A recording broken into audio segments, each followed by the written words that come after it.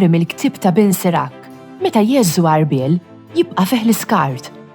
Hekk ukoll min jarbel lilu nnifsu, jara f'ħżunitu. Il-forn jgħaddi mill-prova xogħol il-fuħari. Hekk ukoll bniedem tarfu minn kliemu.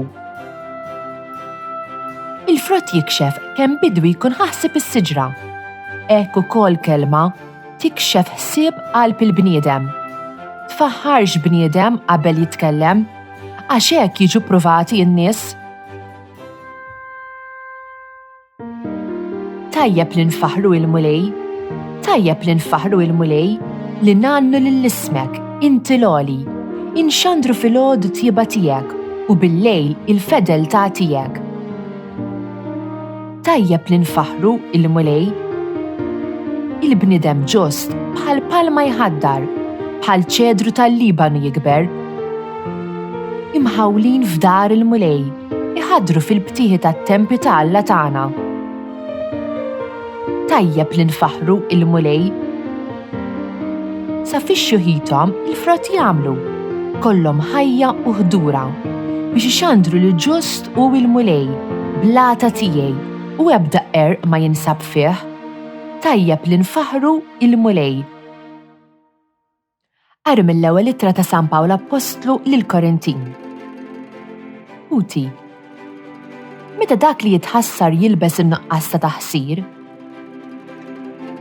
Meta dak li jmut jilbes l-immortalità? Imbagħad iseħħ dak li hemm miktub. Inbelet il-mewt fir-rebħa. Fejn hija mewt ir-rebħa tiegħek? Fejn hija mewt in-niggiża tiegħek? In-niggiża tal-mewt hi d-dnub u l-qawwa tad-dnub hi l-liġi. Niżżuħar lill-Alla li tagħna r-rebħa permezz ta' Sidna Ġesu Kristu. Għalhekk, Uti eżiż, żommu sħiħ, titħarkux, ħabirku dejjem fil-ħidma tal-mulej. Kunu għafu li l-ħidma tagħkom fil-mulej mhijiex għal xejn.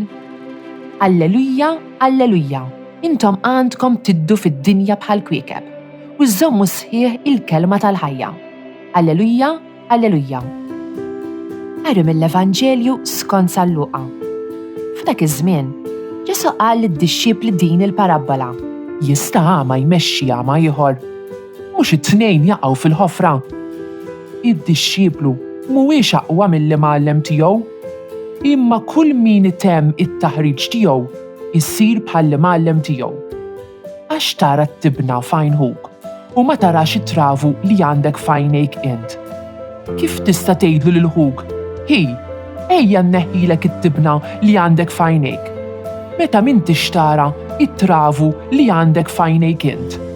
Jawwiġ ieħor, neħħi l-ewwel it-travu minn għajnejk int, ħalli mbagħad tara sewwa kif tneħħi t-tibna minn għajnħuk. Ma hemmx siġra tajba li tagħmel frott ħażin, kif anqas ma hemm siġra ħażina li tagħmel frott tajjeb. Kull siġra mill-frott tagħha tingħaraf. Ħadd ma jiġbor it-tin mix-xewk, anqas l-għeneb mill-għolliq. Il-bniedem tajjeb mit-teżor tajjeb ta' qalbu joħroġ it-tajjeb u l-bniedem ħażin mit-teżor ħażin tiegħu joħroġ il-ħażin għax mill-abbundanza tal-qalb jitkellem il-fom. Dan hu it-tminħat ta' matul is-sena. Illum il-qari jitkellem dwar li nifhmu x'inhu importanti għan-nies billi nisimgħu kliemhom u nosservaw l-azzjonijiet tagħhom. Fl-ewwel qari, l-awtur ta' Ben Sirach iqabbel ir-ruħ tagħna mas-siġra li tagħti l-frott u dan il-frott hu kliemna. Dan jikxef x'inhu l-aktar importanti għalina, jekk huwiex Alla jew xi ħaġa oħra.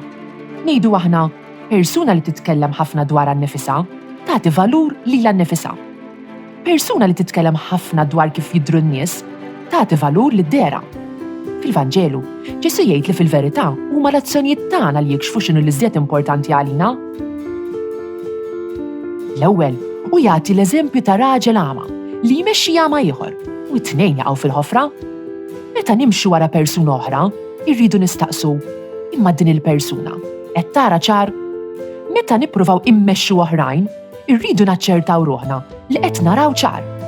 Ir-rabja, il-gburija u ħafna ħwejjeġ oħra jistgħu jidħlu fin-nofs u ma jħallunix nażlu t-tajjeb.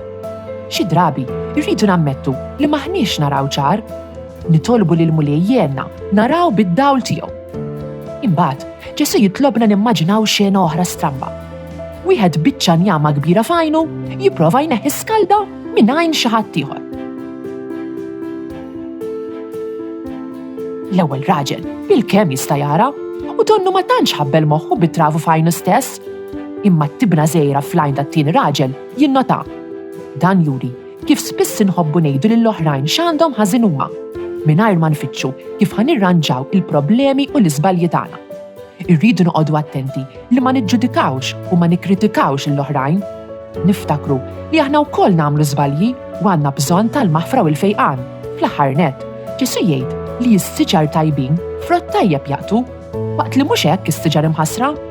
Dan il-frott u simbolu tal-azzjonijiet tagħna. In-nies tgħid ħafna affarijiet li jistgħu jkunu tajbin jew jistgħu jkunu gideb. L-azzjonijiet tagħhom, il-frott tagħhom juru tassew x'jemnu u x'jridu. Jekk jgħidu li jħobbu lill-Alla, imma ma jimxux mal-kmandamenti, ma jmorrux quddiesa u ma jitolbux, allura l-azzjonijiet tagħhom ma jurux li jħobbu lill-Alla. Aħna u noqorbu lejn ir-raddan, ejjew nitolbu lill-Alla jenna naraw ċar u nħallu l-fidi tmexxina.